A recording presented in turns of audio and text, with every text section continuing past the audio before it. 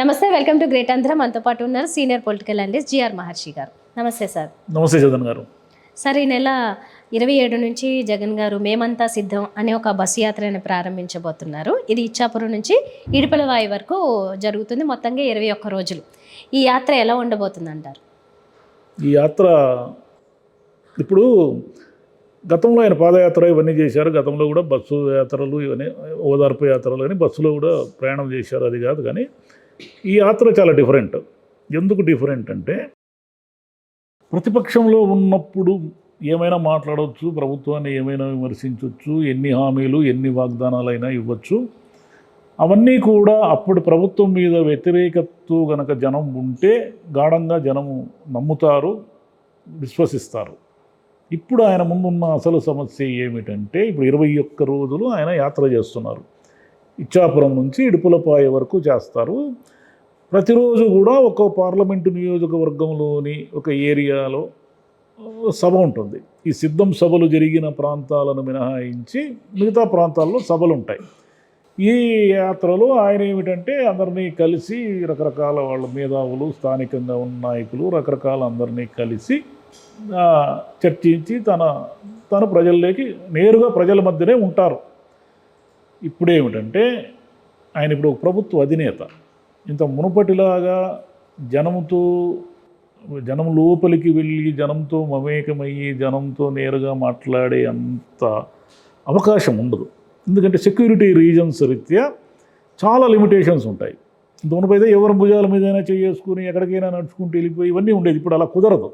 ఎందుకు కుదరదంటే ఆయనకు limitation, security వాళ్ళు చెప్పిన మేరకే ఆయన వ్యవహరించాల్సి ఉంటుంది. ఒకటి అదొక ఇబ్బంది. రెండో ఇబ్బంది ఏమిటంటే ఆయనకి తాను చేసినవే చెప్పాలి. ఆయన తాను ఏం చేస్తాడో చెప్పాలి అధికారంలోకి వస్తే. గతంలో చేయలేకపోయినవి ఏవేవైతే ఆయన చేయకుండా వదిలేశాడో వాటిని జనం గుర్తుపెట్టుకుంటారు. వాటి గురించి జనము అడక్కపోయినా సరే పోలవరం ఏమైందనో ఇంకోటనో విశాఖ ఉక్కుని రక్షిస్తారా లేదంటే ఆయా ప్రాంతాలకు వెళ్ళినప్పుడు, ఇప్పుడు పోలవరం ప్రాంతాలకు ఆయన బస్సు యాత్ర జరుగుతున్నప్పుడు జనరల్గానే వచ్చే క్వశ్చన్ ఏమిటంటే మీరు పోలవరం కంప్లీట్ చేయలేకపోయారు అంటే దానికి ఆయన దగ్గర సమాధానం ఉండాలి. సమాధానం చెప్పలేని ఒక పరిస్థితి. అంటే ఏం చెప్తారు ఆయన? ఏదో చెప్పాలి కదా, 5 ఏళ్ళు మేము అది చేసామని ఒక స్టాటిస్టిక్స్ చెప్పగలరే కానీ పోలవరం అయితే పూర్తి కాలేదు. అదొకటి ఆయన ముందు ఉన్న సమస్య. ఇంకా అనేక విధంగా మద్యం నిషేధిస్తామన్నారు, మీరు నిషేధించకపోగా ఇవి ఏదో బ్రాండ్లు వీండ్లు ఇవన్నీ ఏమో అన్నారు.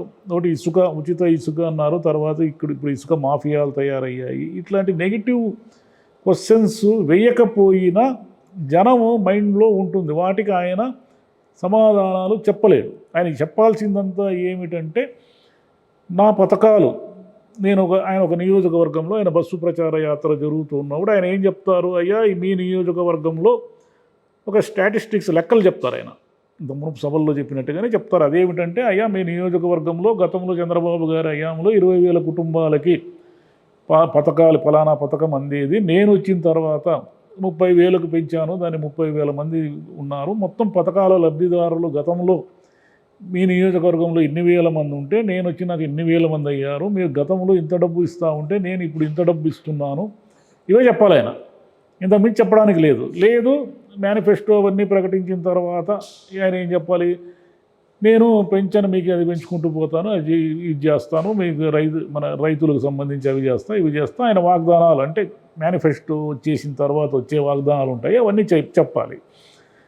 సహజంగానే ప్రభుత్వాల్లో ఉండే వాళ్ళకి కొంత నెగిటివిటీ ఉంటుంది. ఆ నెగిటివిటీని ఆయన ఎలా జయిస్తారు అనేది అంటే ఎవరు తప్పించుకోలేదు దీనికి.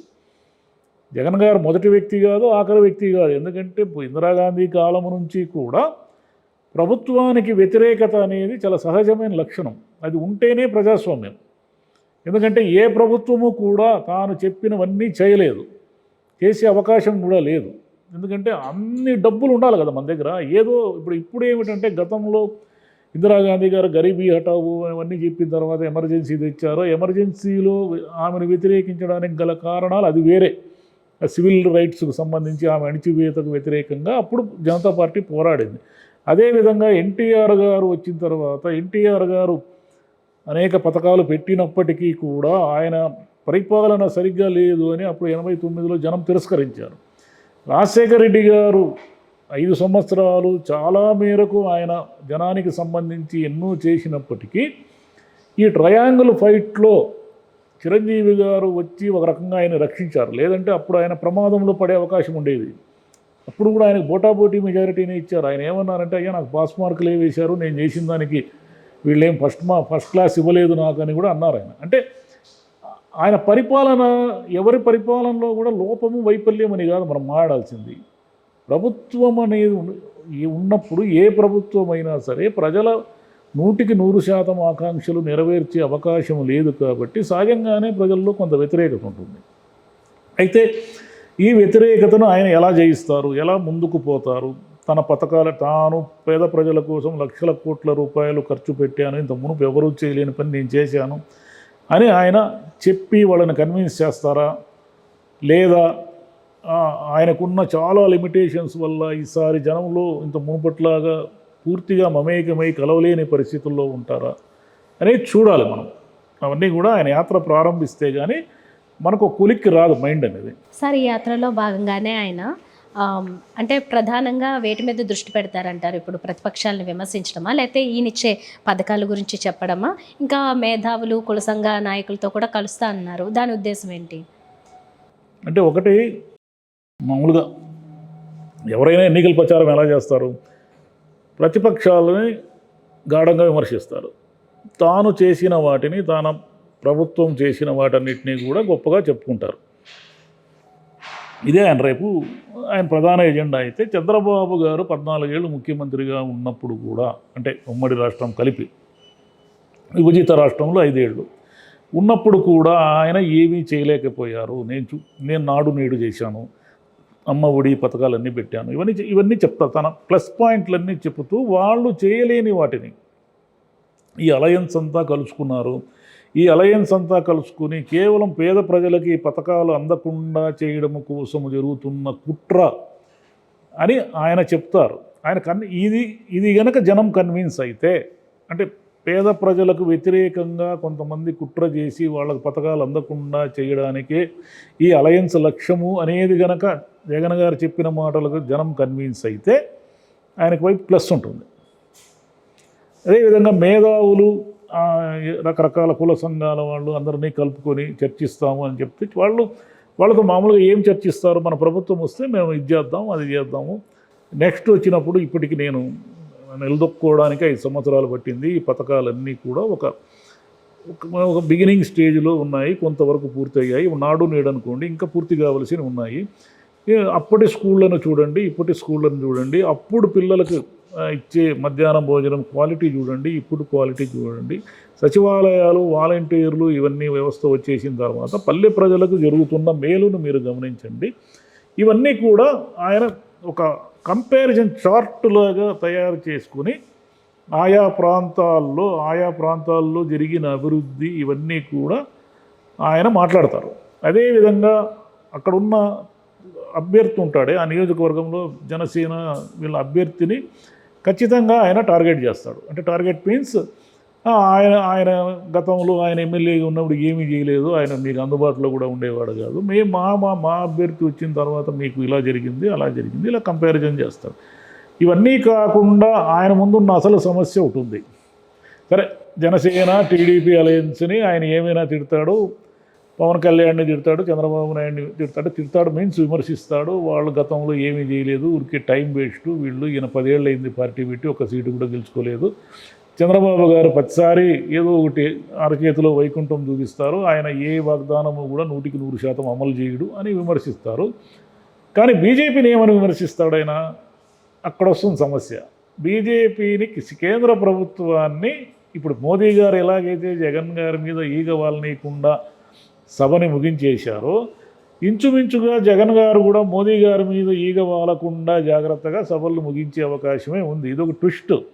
ఎందుకంటే నేరుగా ప్రత్యర్థులుగా నిలబడినప్పటికీ కూడా ఒకరినొకరు విమర్శించుకోకుండా ఉండడం అనేది ఎన్నికల్లో ఎప్పుడు జరగలేదు, ఏ ఎన్నికలోనూ జరగలేదు. ఊరికే మర్యాదకైనా కొంచెం తిట్టుకునేవాళ్ళు, మర్యాద కూడా తిట్టుకోరు ఇప్పుడు. ఇదనమాట. ఇంక సరే, ఇంకా కాంగ్రెస్ని తిట్టేదానికి ఏమి లేదు. అఫ్కోర్స్ షర్మిల గారు తన చెల్లె పార్టీ అధ్యక్షురాలైనప్పటికీ ఆ కాంగ్రెస్కి ఎక్కడైనా పునాది ఉంటే కదా, దాన్ని ఎందుకు తిట్టడం అనవసరము? కాంగ్రెస్ ఉండి ఒక 2-3 వేలు ఓట్లు చీల్చుకుంటేనే వైసీపీకి మేలు అనుకునే భావన చాలామంది వైసీపీ నాయకుల్లో ఉంది. కొంత వైసీపీ వ్యతిరేక ఓటే కదా వాళ్ళు చీల్చుకుంటారు కాంగ్రెస్ వాళ్ళు, కాబట్టి అది ఒక ఆనందంగా ఉన్నారు వాళ్ళు. ఓకే. ఈ 21 రోజులు సభలు అంటే ఇక్కడ ఇంకోటి కంపారిజన్ ఒకటి వస్తుంది. ఎలాంటి కంపారిజన్ అంటే ఆయన గతంలో పాదయాత్ర జరిగిన తీరు ఇవన్నీ కూడా రేపు జరిగే బస్సు యాత్రతో కంపేర్ చేసుకుంటారు. కంపేర్ చేసుకున్నప్పుడు అది అప్పుడు జరిగిన అంటే అప్పుడు జనంలో ఈయన కలిసిపోయిన తీరు, ఇప్పుడు ఈయన జనంలో కలవడానికి వీలైనటువంటి ఒక తీరుని జనం పోల్చుకొని చూస్తారు. అది కొంచెం కంపేర్ చేయలేని విషయమే నిజానికి. కొంత నష్టం అది వైసీపీకి. ఇంత మునుపట్లాగా ఈయన జనంతో కలవలేడు అనేది ఇక్కడ క్లారిటీగా ఉంది, ఎందుకంటే ఇప్పుడు ముఖ్యమంత్రి కాబట్టి. Right sir. సో ఓవరాల్గా మరి రిజల్ట్ ఎలా ఉంటుందో 21 days తర్వాత మేము మళ్ళీ చెప్పుకుందాం sir. Thank you. Thank you అమ్మా.